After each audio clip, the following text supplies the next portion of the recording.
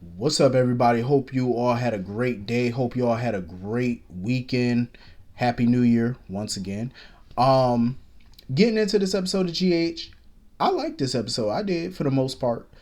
Um, Elizabeth. I'm gonna need Elizabeth Imogene Weber to throw Nicholas over the parapet at this point. I've had enough of him. Like, Nicholas is working my nerve. He's working my like, I got one nerve left and Nicholas is literally tap dancing on it. I'm like, what is wrong? Like, what is wrong with him? Like, is he having a brain issue or something? Like, Esme is gone. She's escaped. So he tells Elizabeth everything that's going on. And, Liz is blaming both of them for this. She was like, this is both of our faults for pushing her to this. Especially Nicholas. Nicholas talking about, oh, I wasn't going to kill her. Okay, but Esme doesn't know that, though. She didn't know what Nicholas' intentions were. So, of course, she's going to think the worst. So Liz was pretty much rattling off the list of charges they're going to be facing and stuff. And Nicholas told about, oh, the charges don't matter. Sir, the charges don't matter. Liz, this man want her to cover this up now. And then on top of that, he talking about something, oh, I promise you nobody will ever know about this.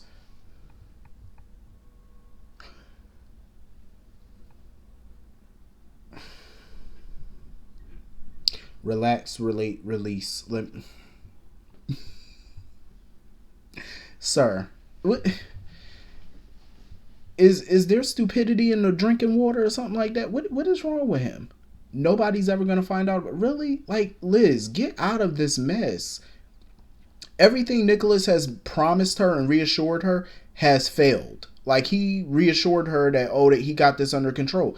Everything has failed so far. Everything he's done has failed.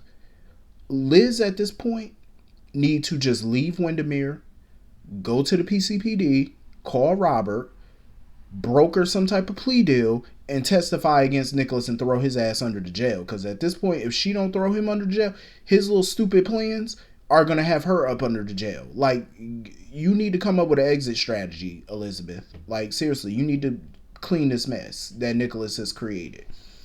Because I feel like so far Elizabeth has been such a fool to trust Nicholas. Like, she really thought he was a friend. He's not a friend. He's not the friend that she used to know. Like, Nicholas is very different now. Like, he's that friend that will get you killed or locked up at this point, and she needs to protect herself. Because what type of friend is Nicholas?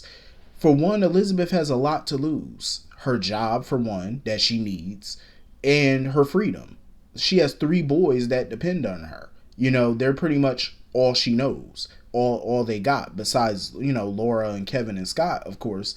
But, it's like, you're their mom. You know what I mean? They've lost so many people already. If they lose their mom now to prison, it might break them kids. You know what I'm saying? Like, come on. And if Nicholas cared about Elizabeth and her kids, he would have never put her in this position to begin with.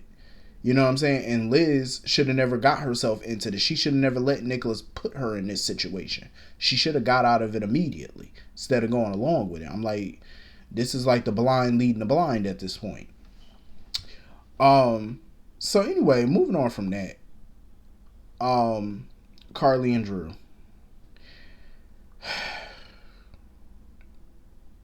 I wanted to slap fire out of both of them because I'm like, first of all, they both showed up to the party separately, late as hell. The party was over by the time both of them showed up. Carly showed up in her little sparkly dress. Oh, damn, I knew I was late. I didn't know I was that late. Duh. Ma'am, where have you been? The party, they've been lit all night at that party and you ain't show up not once. Now you want to show up all... Get out, Carly. Just exit the boat. Then Drew pop up in a tuxedo.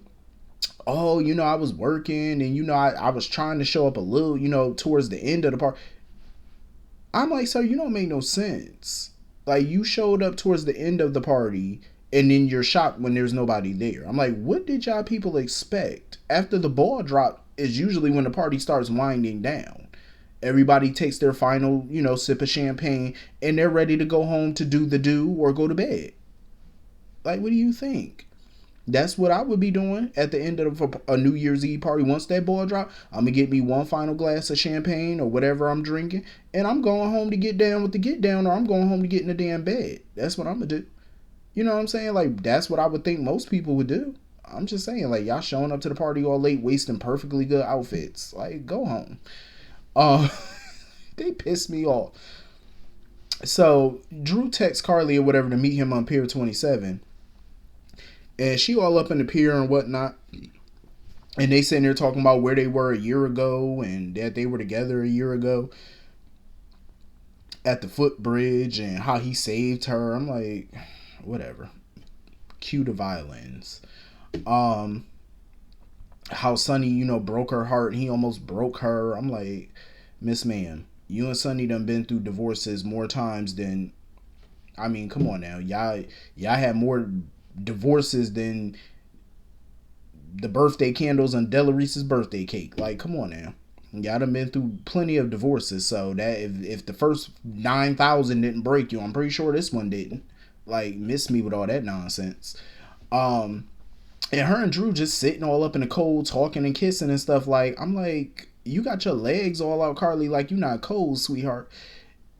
You not freezing. Like, you got your long legs all out, and they look good, mind you. But you got them out in the freezing cold. And I know it got to be at least 20 degrees outside because I see snow on the ground, so I know it's beyond freezing out there. And you out there in the cold, and y'all talking about drinking champagne. Drinking champagne in the cold ain't gonna do nothing but make you more cold. I'm surprised your ass ain't got hypothermia. Like, go in the house somewhere. Not Monica house. Stay away from Monica house. But go back to your mansion. You got 2 of them. Pick one. Talking about, oh, next time we need to get into the warm, somewhere warm or whatever. Yeah, you can go somewhere warm right now. One of your homes. Pick one. The lake house Jax bought you or the house that Sonny gave you in the divorce. Pick one. Pick a house. You got multiple. Pick one. Eeny, meeny, miny, mo. Catch a tiger by the toe. If he holler, let him go. Pick a house. Just get to it. Okay? It's cold out. Like, what's wrong with you, Carly? Got your legs all out, your business all out. Get in that house. I'm just saying, like, they be working my damn nerve today. So anyway, moving on from Carly and Drew, because I really didn't care about these scenes, to be honest with you. I didn't give a damn. Moving on from that, so Sam and Dante are still at, the Kelly's and whatnot, having some hot cocoa. And Dex come up in there. Here go Dante turning on the cop mode. So it's not too late for you to change the story about saying. I'm like, Dante, let it go. Let it go. The boy done told you nothing happened. Let it go. Like, focus on Sam. Why are you talking about cop business right now? It is New Year's and you got a fine woman in front of you. Focus on that. Like, if I was Sam, I would be doubly annoyed. So, Dex left or whatever. Her and Sam and Dante start talking about, his conflict of being a cop and being the son of a mob boss. He was like, circumstances got Sonny involved in the business, but he's older now. He's wiser. He should have got out the business when he had the opportunity. I'm like, sir, once you're a big time mob boss, you never have the opportunity to get out the business.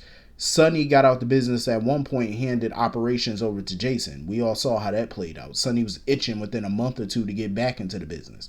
Demanded and begged Jason to turn the organization back over to him. Sonny getting out the business is never going to last. And it's not realistic anyway. You really can't get out the business. Especially when you're high up the food chain like Sonny. There's just no way in hell you could ever get out. And I'm glad Sam told Dante that. She was like, that's not realistic. Like, Sonny just can't leave the business. It don't work like that. I say, amen, Sam. I'm glad somebody talking some common sense up here because that's not how the mob work. For one, Sonny knows too much. And if he were to leave the business and hand his operations over to somebody else, they would want to kill him on principle because they don't know if he'll ever try to reclaim the throne and they can't run the risk of that. That's just the rules of the mob. It happens. So him leaving the business right now or any time is not all that realistic.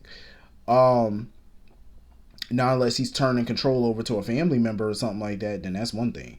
But Dante annoyed me a little bit when he said, oh, I'm starting to understand where Michael coming from. I'm like, Dante, shut up. Bite your tongue. We're not going to have that devil talk in 2023. We're not going to do that. First of all, Michael's not right about nothing because Michael's a big ass hypocrite just like his mama and his sister. They all hypocrites. Michael is a huge hypocrite because, for one, Michael grew up with Sonny. he knew since childhood what Sonny does for a living. He know that. And quite a few times Michael tried to be in organized crime on a few occasions. He even tried to join the Zakara organization at one point. Michael's a hypocrite. Just like his mama, because I remember Diane and Alexis chewed Carly out before about her hypocrisy when it comes to Sonny and the mob. They use Sonny and his connections when it benefits them. Then as soon as he does something that they don't agree with, that's when they want to say, oh, you're dangerous, your lifestyle's dangerous. But this is the lifestyle that they've benefited from for many years. They have their lifestyle, the lifestyle they've lived for so many years, partly is due to Sonny. A big part of that is due to Sonny and the blood money that he brings in. So they can miss me with that hypocrisy. Josslyn too. You know what I'm saying? Like, come on, she never had a problem with Sonny before until this whole Carly Nina situation. Now she got an issue. I'm like, y'all can miss me with that. At the end of the day, Dante should just continue to do his job. I understand, you know, how he feels because it puts him in a bad position to have to one day lock up his own father. But like Sonny told him recently, do what you got to do. I'm not going to be mad at you and I'm going to love you anyway because you're my son. You know what I'm saying? But if you get evidence on me that's going to bring me down, then do what you have to do. Sonny's not going to be mad about it. You know, he can't be mad. This is the life that he chose. So if it ain't going to be Dante that takes him down, one day it might be somebody. You know, so Dante needs to just stop beating himself up about it. At the end of the day, you're doing your job. You know, Sonny's a criminal. You got to do what you got to do. But at the same time, Dante shouldn't be on any of Sonny's cases anyway, because that's a huge conflict of interest. So I would think any case that comes up that involves Sonny, Jordan would have the foresight to pull Dante off the case and give it to somebody else. You know what I'm saying? Dante should not be on nothing Corinthos at this point. That's a huge conflict. So of course, you know, Dante got a phone call. He had to go. I love that little moment between Sam and Maxie and stuff like that when Maxie came in. Because their ride shares they was not getting no ride share that night. Sam ride share was like 45 minutes away and Maxie's was like 30 minutes away. So Maxie said, listen, just cancel your ride share. You could share a ride with me. Which made sense. So anyway, moving on from that, I loved the scene between Maxie and Obrecht. I loved it. I so enjoyed that scene. I totally agree with Maxie. I feel like Obrecht needs to stop beating herself up about her parenting style. Was it the best parenting style? No. But not everybody knows the correct way to parent. You know, you got all these self-help books, these parenting books out here nowadays, but you can't really learn how to parent from reading a book. You just have to go with the flow. That's how a lot of our parents learned, you know, by just going with it. You know, what came natural and what they learned a lot of times from, you know, how they were raised, and they implemented how they were raised into how they parent. So that's just how it works. You know what I'm saying? You just got to go with the flow. You know, at the end of the day, did Britt, you know, have a great childhood? No. Did Obrecht wish that she could turn back the clock and change some things? Sure. But you know what? What's important right now is the relationship she has with her daughter right now. So I totally agree with Maxie on that. That's what's important. The here and now. We can't change the past. I'm pretty sure all of us, if we could change something about back in the day, we would go back right now and change it. But, you know, then again, some of us may not, because what happened in the past shaped us into who we all are today. So can't really change it. And for me, I wouldn't want to change nothing, honestly. What doesn't kill you make you stronger. So I wouldn't change nothing. And look at Britt. She's strong. You know what I'm saying? Everything that Obrecht and even Faison may have thrown at her when she was a kid, it just built her up. You know what I'm saying? She became immune to it. She got stronger. Look at her. You know, her life is a success. You know, that's something to be proud of. Especially with Nathan, too. You know, he was a success. You know? And I'm glad, you know, they talked about Nathan, you know, because Maxie was like, just because she don't talk about Nathan all the time doesn't mean she forgot about him. You know what I'm saying? She was just like, it's just hard to talk about him, you know, because then she'll get emotional again. And I don't blame her. It's not easy losing a spouse, you know.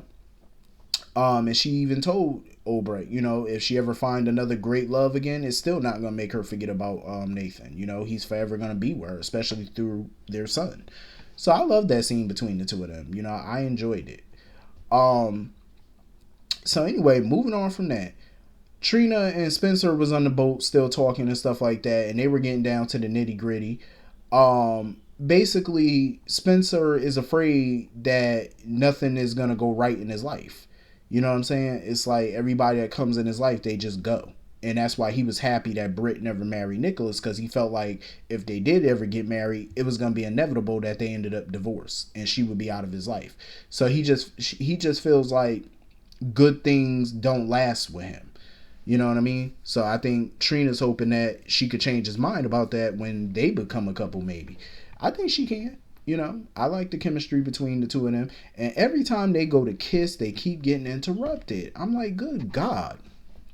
So they turn around, and now it's Esme dripping wet, standing there like Esme looked like a ghost. You know, complete hypothermia. And that's when Trina realized that Esme was pregnant. They had to get her to the hospital. So he called Elizabeth and was like, hey, you know, Esme, she popped up. She at the hospital. You know, she being treated right now. I said, see, Liz, this is why you need to turn on Nicholas at this point, because this man about to have you up under Pentonville. So Dante pops up at the hospital and stuff to question Trina and Spencer about what happened. They, you know, let him know what happened at the Hornet Star. And Nicholas and Liz show up. So they, you know, Dante was wondering what they were doing there and whatnot. So they told him, and Nicholas was like, oh, me and Liz was together and whatnot. So Dante wanted to go talk to Esme, because she got hypothermia, but she being treated for, so apparently she gonna be all right. And Spencer pretty much got into Nicholas behind at that point, because Spencer knew, because Nicholas tried to play it off with Dante, oh, I just came to support my son and stuff and see if he good and this, that, and the third. Spencer wasn't buying it, because Spencer was like, I know you. He said, you ain't doing nothing for no reason. You didn't come here for nothing. It's something in it for you. So what is it? What do you want here? Because Spencer also had to assure Trina, he was like, listen, that's not my baby. Like, Esme is not pregnant by me. I can assure you that. So she started to wonder, okay, if you're not the father, then who is? And Spencer was like, I ain't about to say nothing on that. Spencer got quiet, because he didn't tell her what he thinking. Because I think he's starting to think that Nicholas is the father. And he probably right. Because I don't think Spencer is the father either, because him and Esme really wasn't having sex during that time. He was actually avoiding having sex with her. So I doubt he's the dad. So Dante went into Esme's room, and the doctor gave Dante, you know, Esme's personal belongings, her effects. One of them in it had the Christmas ornament in it. And Dante was like, you sure this was with her? He said, yeah, that's what we took. That's what she had. Why did Dante go over there and slam her stuff down on that table like that and woke her up? I said, Dante, you didn't have to slam her shit down like that. I said, that's trifling. So he asking her, like, where she been all this time? Like, you been been missing for 6 months. He was like, where have you been? So anyway, moving on from that, you know, Britt is over there at Pier 27 and stuff waiting for her boat to come, but the boat is like 10 minutes away. So she starts seeing the boat's lights and stuff like that. Josslyn getting into it with the damn hook killer. And, you know, she done tripped and fell and whatnot. So Britt overheard the scuffle and came over and knocked the damn hooker on the ground. I said, that's what I'm talking about, Miss Britt. Knock the hooker down. She said, back off, bitch. I love it. Britt was in her bag today. Like, I loved it. She done knocked the hooker down on the ground. I was enjoying it. Like, Britt was tough, but the hooker was starting to get the best of Britt. Until Dex showed up. And Dex, you know, pulled out his gun, shot the hooker in the arm and stuff. So the hooker ran. Britt was pissed because she was like, why you ain't kill that damn thing? Why you ain't kill her ass? You know, but she was appreciative. She wanted to call the cops, but of course Dex was like, nah, because he don't want to deal with law enforcement and all those types of questions. So by the time the cops got there and stuff like that, they were kind of skeptical of the whole hook incident, because they've been getting all types of calls about hooker sightings and stuff like that. And Britt was like, look at my bag. She was like, my bag is torn and the hook is on the ground. That's proof. So they started locking it down and stuff, locking the scene down. And so she started giving her statement. She didn't mention Dex or Josslyn in her statement. You know, she just said it was a random woman or whatever. She looked up, the woman was gone. So the hooker runs towards somewhere on the pier, somewhere on the other side of the pier or whatever, bleeding from the arm from where Dex shot her. Takes off her mask, and of course, it is Heather Weber. I say, you gotta be kidding me. I felt so underwhelmed by that when I seen it was Heather. I'm not even gonna lie to y'all. I was a bit disappointed, because I say, you mean tell me it was Heather Weber this entire time? To me, it felt anticlimactic because I was expecting something else, like something bigger than Heather being the killer. I was expecting something more. But maybe I, made my expectations a little bit too high. But you know what? I'm not mad at it. At the end of the day, I was just expecting something else. I'm just saying. But it makes sense for it to be Heather Weber, though. It definitely does. So anyway, Dex take Joss back to his place, get her, a glass of scotch. I'm like, first of all, Miss Josslyn, you are underage. You're not even 21 yet, so you technically ain't supposed to be drinking. And she can't even drink scotch. Like, you seen the way her face looked when she took a sip of it? I said, girl, you're a lightweight. You can't handle scotch. That's why your little young behind don't need to be drinking. Sitting there. And even he knew. He was like, yeah, you're not a drinker. You're not a scotch person. So they started talking or whatever, and she was like, oh, I still think we should have gave the cops our statement. He said no, because he got a gun from Sonny and stuff like that. Here she go, whining. Oh, you always do what Sonny tell you to do. Here you go, protecting the boss. I said, you know what, Dex, throw her out. Just put her out of your apartment. She's so damn whiny. It's like, my goodness, get off your high horse about Sonny. It's so tiring and unbecoming. Like, it's annoying. My thing is, that's why I feel like he's better suited for Christina. Because Christina went through a lot in her short life. Like, Christina is what, late 20s, I want to say? And Christina been through hell over the years. I feel like he's been through things. Christina been through things. Their chemistry is good. I feel like Christina would be a better person for him. And Christina's not really whiny. You know what I'm saying? Josslyn, I don't see what he's seeing her, because she's just a whiner. It's like they have nothing in common. She lived a pretty sheltered life most of her life. She hasn't been through really much of trauma or anything like he's been through. Don't get me wrong, she's been through some things. But I'm pretty sure Dex done seen the world. He done been through stuff, especially being in the Marines or the military or whatever. He done been through some things, saw some things. You know what I'm saying? He's more mature. You know what I'm saying? And I think he needs a woman who can match that energy. And I feel like Josslyn still has a lot of growing to do. And Dex had a good point. Why it's not about protecting Sonny at this point. He has a gun that's unregistered, and there's no telling how many bodies that gun has on it if it's been used before in something else. He don't know that. So if the cops question him and they check that gun or whatever, it could link him to a whole bunch of other stuff, and he'll go down for it. You know what I'm saying? So it was smart of him not to talk to the cops. You know what I'm saying? Or turn that gun over. And he took the shell casing. I was like, that was brilliant on his part. So him and Josslyn start getting down with the get down, and y'all seen the way he was all rubbing on her butt and stuff like that. I was like, oh, y'all into it. I said, I wonder if y'all dating in real life or something, because he was all up on that booty, all rubbing on. I said, oh, okay, we getting realistic. I see. And then he tried to unzip her dress. Now, see, that's where I had to pause, because I said, hold up. He was struggling to unzip that dress for a second. I said, sir, do you need a class on unzipping women's dresses? I said, you it seemed like you're inexperienced here. I said, do you need a course on how to unzip a woman's dress in the moment? I mean, what's good? What's up with that? Josslyn needs, after she got done, riding on him or whatever, and they got finished, she need to go home and go take a shower and go get some shame. That's what she need to do, because she's just shameful.